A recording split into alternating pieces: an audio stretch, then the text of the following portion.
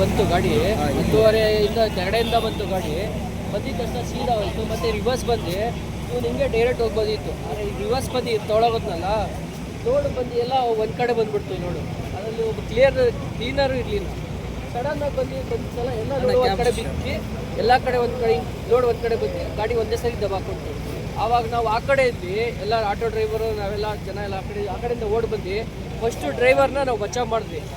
ಅಷ್ಟು ಏನಾದ್ರು ಕ್ಲೀನರ್ ಇರ್ತಾರೆ ಡ್ರೈವರ್ಗೆ ಹೇಳ್ಕೊಂಡು ಈಚೆ, ಆಮೇಲೆ ಏನು ಮಾಡಿದೆ ಕ್ಲಿಯರ್ ಸೈಡ್ಗೆ ಹಾಕ್ತೀವಿ. ಆಮೇಲೆ ಇದು ಫುಲ್ ಜಾಮ್ ಆಗಿತ್ತು. ಎಲ್ಲರೂ ನಾವು ಆಟೋದವರೆಲ್ಲ ಸೇರಿಸಿ ಎಲ್ಲ ಒಂದು ಕಡೆ ಮಾಡಿದ್ವಿ. ಪೊಲೀಸರು ಅಷ್ಟಲ್ಲಿ ಬಂದರು, ಅವರು ಇನ್ಫಾರ್ಮೇಟಿವ್ ಸೇರಿದು ಎಲ್ಲ ಒಂದು ಕಡೆ ಒಂದೇ ಮಾಡಿದ್ದೀವಿ. ಈ ಕಡೆ ಎಲ್ಲ ಒಂದೇ ಆಗಿದೆ. ಇದು ಅವರು ಸ್ವಲ್ಪ ಹುಷಾರಾಗಿ ನೋಡ್ಕೊಂಡು ಮಾಡಿದರೆ ಎಲ್ಲ ಕ್ಲಿಯರ್ ಆಗೋದು. ಸಡನ್ನಾಗಿ ಬಂದಲ್ಲ, ಎಲ್ಲ ಲೋಡ್ ಒಂದು ಕಡೆ ಈ ಕಡೆ ಬಂದ್ಬಿಡ್ತು ಲೋಡು.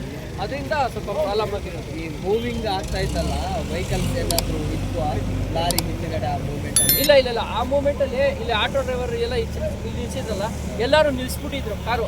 ಒಂದೇ ಒಂದು ಕಾರ್ ಸಿಗಾಕೊಳ್ಳೋದು, ಅದು ಸ್ವಲ್ಪ ಬಚಾವ್ ಆಗೋದು. ಅದು ಬಿಟ್ಟು ಏನಿರಲಿಲ್ಲ. ಬಟ್ ವೆಹಿಕಲ್ಸ್ ಮೂವ್ಮೆಂಟ್ ಇದ್ದಿದ್ರೆ ಅದ್ರ ಕೆಳಗಡೆ ಬಿದ್ದು ಹೋಗಿರೋದು. ಕಾರ್ ಇರಲಿ, ಟೂ ವೀಲರ್ ಇರಲಿ, ಆಟೋ ಇರಲಿ, ಏನಾರು ಸಿಗಾಕೊಂಡಿದ್ರೆ ಕೊಟ್ಟೋಗಿರೋದು. ಯಾವ್ಯಾವ ಲೋಡ್ ಜಾಸ್ತಿ ಇದೆ ಸರ್ ಗಾಡಿ. ಇಡೀ ಇದು ಮತ್ತೆ ಟ್ರೇಲರ್ ಬಿದ್ದೆ ಆ್ಯಕ್ಚುಲಿ ಅನಾಹುತ ಆಗೋದು. ಅಷ್ಟೊಂದು ದೇವಸ್ಥಾನದ ಏನಾಗಿಲ್ಲ, ಡ್ರೈವರ್ಗೂ ಏನಾಗಿಲ್ಲ, ಅವನು ಬಚಾವಾಗ. ನೀವೆಲ್ಲ ಆಟೋ ಚಾಲಕರೇ ಸೇರಿಕೊಂಡು ರೋಡ್ ಕ್ಲಿಯರ್ ಮಾಡೋದು, ಈಗ ಅದು ಪೊಲೀಸರು ಹೌದು ಸರ್. ಸಾಧ್ಯ ಆಗೋಷ್ಟು ನಾವು ಆಟೋದವ್ರು ಎಲ್ಲರೂ ಸಹಾಯ ಮಾಡೇ ಮಾಡ್ತೀವಿ. ಅದರಲ್ಲಿ ಏನಿಲ್ಲ, ನಾವು ಎಷ್ಟಾಗುತ್ತೆ ನಮ್ಮ ಕರ್ತವ್ಯ ನಾವು ಮಾಡಿದ್ದೀವಿ, ಅದರಲ್ಲಿ ಇರ್ತೀವಿ.